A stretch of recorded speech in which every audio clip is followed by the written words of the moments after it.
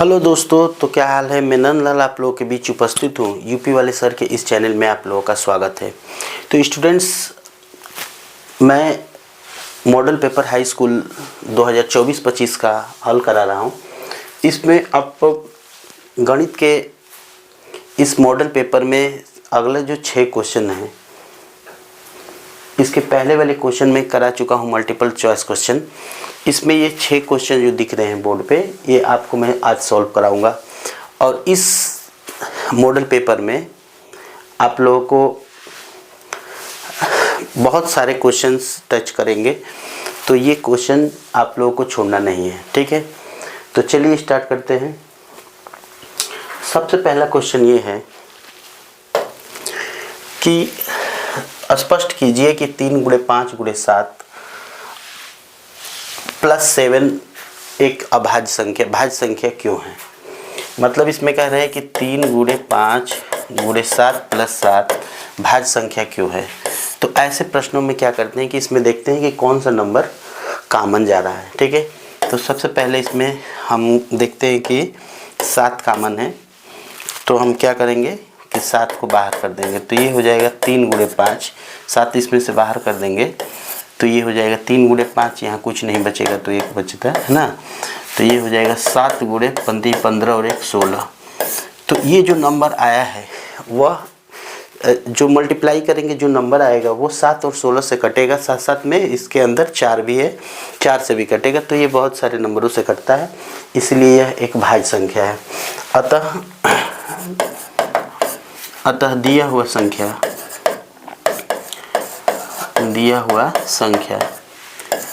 एक भाज्य संख्या है, क्योंकि इसके 2 से ज़्यादा फैक्टर होते हैं। तो स्टूडेंट्स, ये क्वेश्चन तरह तरह के रूप बदल के आते रहते हैं। जैसे यहाँ पे अलग अलग नंबर दे देगा तो आप उसको सॉल्व करेंगे, ठीक है। तो चलिए नेक्स्ट क्वेश्चन देखते हैं। अगला क्वेश्चन है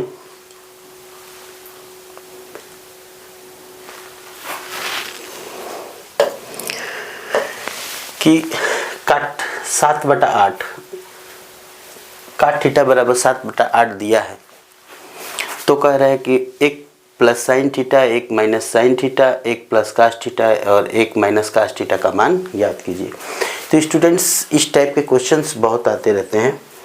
अगर इस टाइप का कोई क्वेश्चन है आपको दिया हुआ है, तो सबसे पहले हम एक त्रिभुज बना लेंगे। इसे त्रिभुज बनाने के बाद यहाँ पे थीटा ले लेंगे, और जो वैल्यू दिया हुआ है वो cot थीटा बराबर 7/8 दिया है। तो इसको हम चाहेंगे तो tan थीटा में भी बदल देंगे, 8/7 हो जाएगा, क्योंकि काट tan का उल्टा होता है, ठीक है। इसके बाद लाल बटा काका के स्थिति से tan थीटा है तो लंब बटा आधार होगा, ये लंब होगा और ये आधार होगा। तो इसके लिए ये लंब होता है 8 और आधार हो जाएगा 7। इससे ये हम लोग निकाल लेंगे। मान लीजिए कि इसका नाम ABC रख दिए, तो AC का स्क्वायर बराबर हो जाएगा 8 का स्क्वायर + 7 का स्क्वायर। तो ये कितना हो जाएगा 64 + 49 हो जाएगा। तो ये हो जाएगा आपका 113। तो AC = हो जाएगा √ में 113, यहाँ पे लिख देंगे।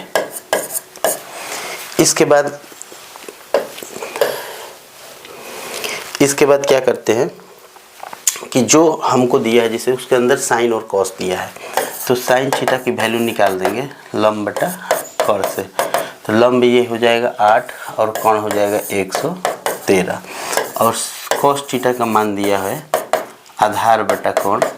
आधार है हमारा 7 और कोण है 113। ऐसे करने के बाद जो मान हमको दिया हुआ है, जैसे दिया है 1 + sin थीटा, 1 - sin थीटा, वो चीज़ हम यहाँ पे ले लेंगे। अब हमको दिया है 1 + sin थीटा, 1 - sin थीटा और 1 + cos थीटा, 1 - cos थीटा। तो स्टूडेंट्स, ध्यान देने की बात इसमें यह है कि 1 + sin थीटा, 1 - sin थीटा, मैंने A + B A - B के फॉर्म में है। तो हम चाहेंगे तो इसको 1 माइनस साइन स्क्वायर थीटा कर देंगे, क्योंकि 1 का स्क्वायर 1 होता है, ए स्क्वायर माइनस बी स्क्वायर,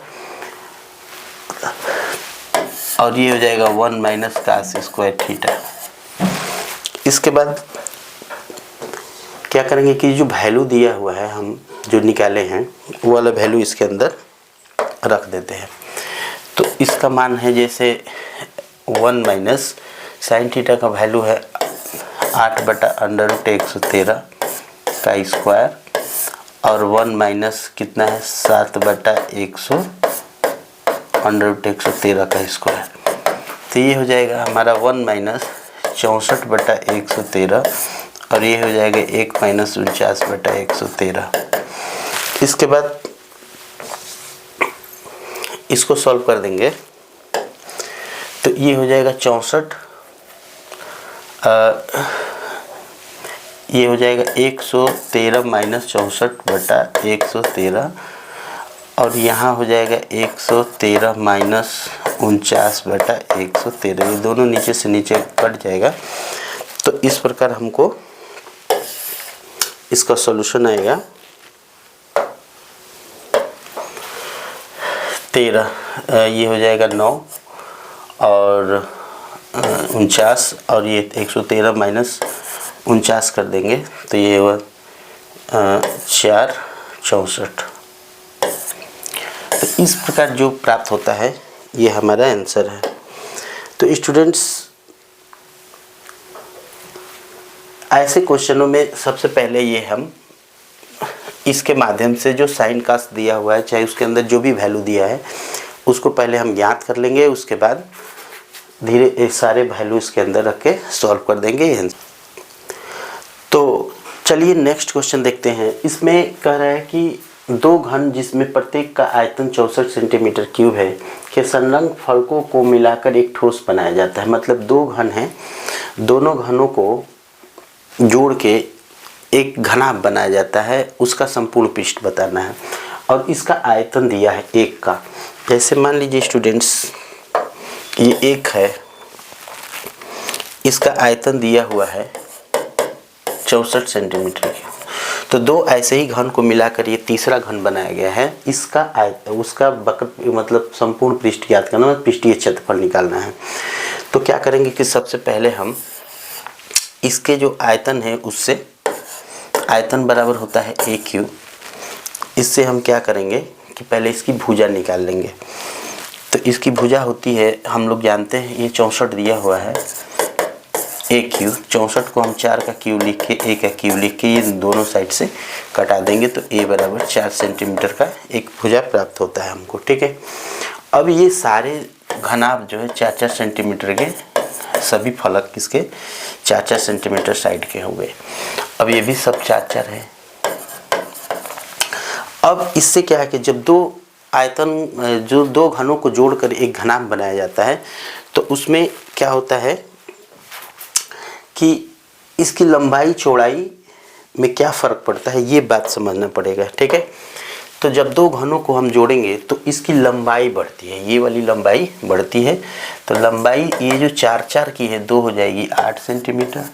चौड़ाई इसकी हो जाएगी, चौड़ाई और ऊंचाई देखिए स्टूडेंट्स, चाहे दो घन जोड़िए, चाहे 3, चाहे 4, चाहे कितना भी घन जोड़िए, केवल इसकी लंबाई बढ़ती है और इसकी ऊंचाई वही रहती है, और लंबाई और ऊंचाई दोनों सेम रहती है, 4-4 सेंटीमीटर जो भी है। तो उसके बाद क्या करेंगे कि इसका संपूर्ण पृष्ठ, अब ये बन गया है घनाभ। तो घनाभ का संपूर्ण पृष्ठ होता है, इसका संपूर्ण पृष्ठ का क्षेत्रफल हो जाएगा 2 ब्रैकेट में LB plus BH plus HL। अब 2 ब्रैकेट में LB 8×4 प्लस 4×4 अब प्लस 8×4, ये भी रहता है। तो ये हो जाएगा 2 32 और प्लस 16 और प्लस 32, 32 32 64, 32 32 64, 64 और 4 70 10 80 बराबर 160 सेंटीमीटर स्क्वायर इसका आयतन होता है। स्टूडेंट, बहुत इंपॉर्टेंट क्वेश्चन है ये। इसमें आप लोगों को ये निकालने के लिए हमेशा पूछा जाता है। तो ये मॉडल पेपर में भी है, आप लोग इसको बहुत अच्छी तरह से देख लीजिएगा, बहुत ही इम्पोर्टेंट है। तो चलिए नेक्स्ट क्वेश्चन देखते हैं। तो स्टूडेंट्स इसमें क्या करना है कि दिए हुए आंकड़ों का माध्य ज्ञात करना है। माध्य माध्यिका बहुलक से तीनों में से दो तो क्वेश्चन इस टाइप से आपको आएंगे, 2-2 नंबर, 3-3 नंबर, 4-4 नंबर में भी आते हैं। ठीक है, तो माध्य ज्ञात करने के लिए सबसे पहले हम क्या करेंगे, यहाँ पे लिख देंगे वर्ग अंतराल, और इसके बाद दूसरा है बारंबारता। इसके बाद वर्ग अंतराल हम लिख देंगे इसमें 10 से 20, 20 से 30, जितना दिया हुआ है 30 से 40,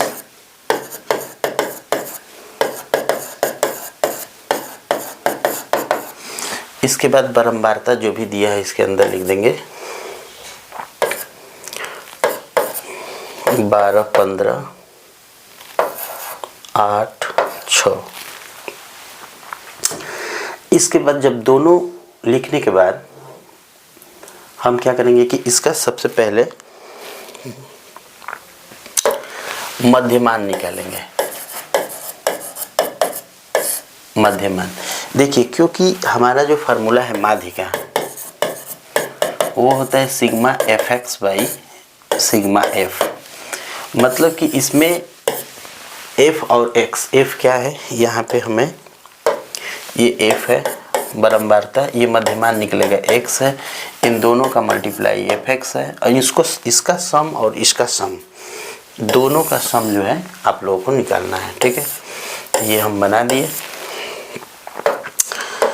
तो चलिए इसका मध्यमान 10 और क्या करेंगे, इसका मध्यमान निकालने के लिए सबसे पहले हम क्या करेंगे कि 10 और 20 को जोड़ के वर्ग अंतराल को उसका आधा कर देंगे। तो ये 10, 20, 30, 30 का आधा कितना है 15। इसी तरह से अब ये देख लेंगे गैप कितने के हैं, तो उतने के हिसाब से चलते रहेंगे। जैसे इसमें 10 का गैप है तो ये 10 के गैप में चलता रहेगा। वैसे भी निकालेंगे तो 50 का आधा 25 हो जाएगा, उसके बाद 35 होगा, उसके बाद 45 होगा, उसके बाद 55 होगा, उसके बाद 65 होगा। इस टाइप से ये आता है। इसके बाद इसका क्या करेंगे, यहाँ पे एफ एक्स निकाल देंगे, मल्टीप्लाई कर देंगे। तो इसका F x, F into x का गुणा कितना हो जाएगा, 15 दूनी 30, 125 7 175, इसके बाद 35, 350 और 70 420, इसके बाद 15 15 5 75, 7 और 15 चौके 60 67, इसके बाद 8 5 40 के 0 4, इसके बाद 40 4 44, इसके बाद 6 5 30 के 0 3 और 36 3 39। स्टूडेंट्स इस प्रकार इसका मल्टीप्लाई करने के बाद, इसका मल्टीप्लाई करने के बाद हम क्या करेंगे कि इसका सम कर देंगे। ठीक है, पहले किसको जोड़ना है, sigma F x, sigma F को जोड़ देना है। ठीक है, 2 7 9 12 21 36, 2 7 9 9 और 12 21 21 15 36 36 6 42 8 50। इसी तरह से यहाँ पे इसको सिग्मा एफ एक्स को जोड़ देंगे, जितना आ रहा है उसको। प्रकार स्टूडेंट्स अब जब दोनों निकल गया ये, तो उसके बाद हम क्या करेंगे कि माध्य का फार्मूला लगा देंगे। माध्य बराबर होता है सिग्मा एफ एक्स बटा सिग्मा एफ। अब हम क्या करेंगे, इसमें सिग्मा एफ एक्स मान 2150 बटा में 50, ये 5 से कट जाएगा, 5 के 20, ठीक है, 0 बनती है 15, हाँ 5 कम 5। नेक्स्ट क्वेश्चन देखते हैं। अगला क्वेश्चन है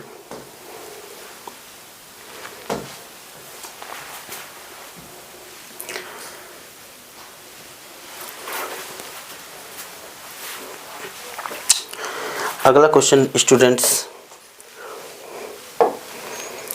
कि एक्स वाई में एक ऐसा संबंध ज्ञात कीजिए। एक्स वाई में एक संबंध ज्ञात करना, ये क्वेश्चन हमेशा आता रहता है कि बिंदु एक्स वाई और बिंदु एक्स वाई और बिंदु 3, 6 और -3, 4 से समदूरस्थ हो। इसका कहने का मतलब ये है कि जो बिंदु दिया हुआ है हमको, कौन कौन, 3, 6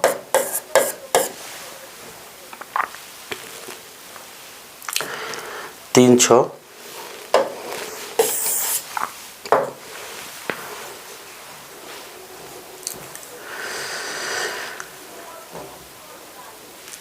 और -3, 4, ये दो बिंदु। तो कह रहे कि बिंदु 3, 6 और -3, 4 को 4 से ये समदूरस्थ हैं। कौन, बिंदु एक्स वाई। ये कह रहे हैं ये जो बिंदु है एक्स वाई वह इस बिंदु से और इस बिंदु से समदूरस्थ है, मतलब समान दूरी पर स्थित है। तो मान लीजिए कि कोई पॉइंट यहाँ पे एक्स वाई है, ये इस यहाँ से और यहाँ से ये समान दूरी पर स्थित है। मतलब कि ये जो बिंदु है ये एक्स वाई, ये 3 - 4 से और 3, 6 से समान दूरी पर स्थित है। तो क्या करना है, तो इसके बीच में एक संबंध ज्ञात करना है। बहुत ही इंपॉर्टेंट क्वेश्चन है ये। तो स्टूडेंट्स इसके लिए क्या करेंगे कि दोनों के बीच की दूरी, जब ये दोनों आपस में बराबर है तो इनके बीच की दूरी को बराबर कर देंगे। चलिए मान लेते हैं कि ये ए और बी दो बिंदु है, ठीक है। ये सी बिंदु से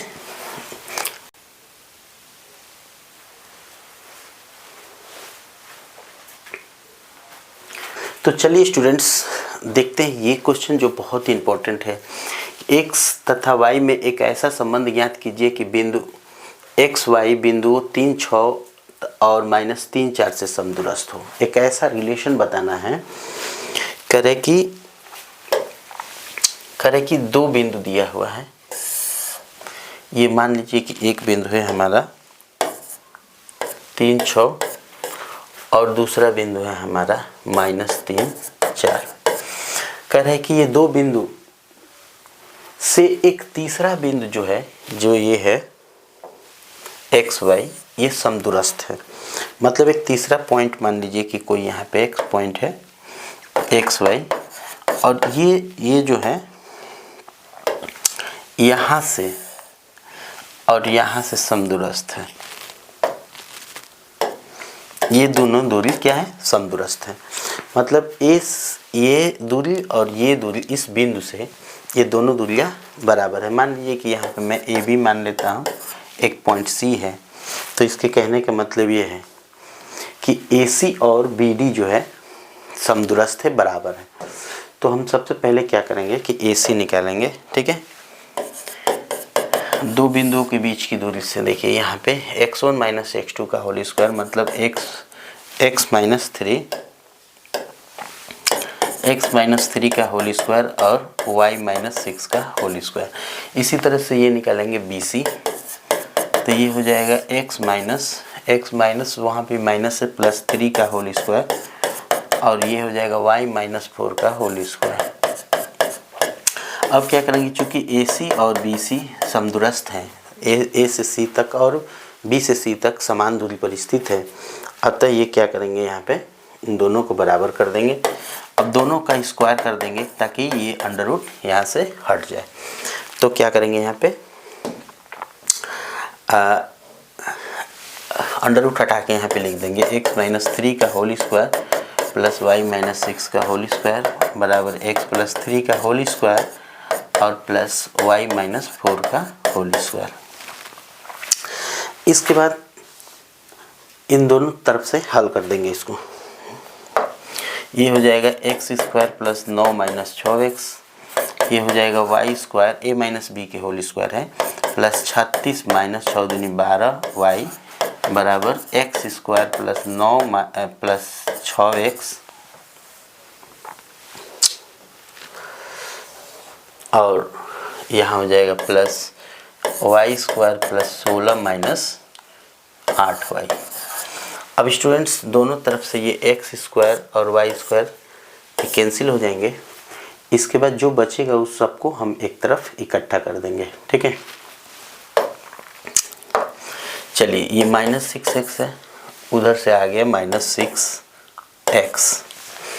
यहाँ पे -12y है, यहाँ से +8y आ गया। यहाँ पे +9 है और ये 16 है, इधर से आएगा इधर तो -16 हो जाएगा, इधर 0 कर देंगे, ठीक है।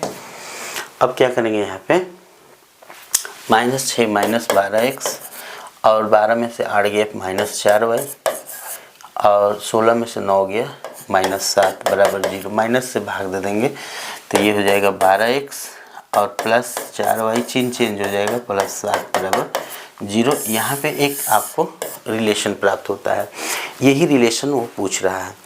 तो स्टूडेंट्स ये वीडियो आप लोगों को कैसा लगा कमेंट करके ज़रूर बताइएगा। फिर नेक्स्ट अगले जो क्वेश्चन है मैं लेकर पुनः आप लोगों के बीच उपस्थित रहूँगा।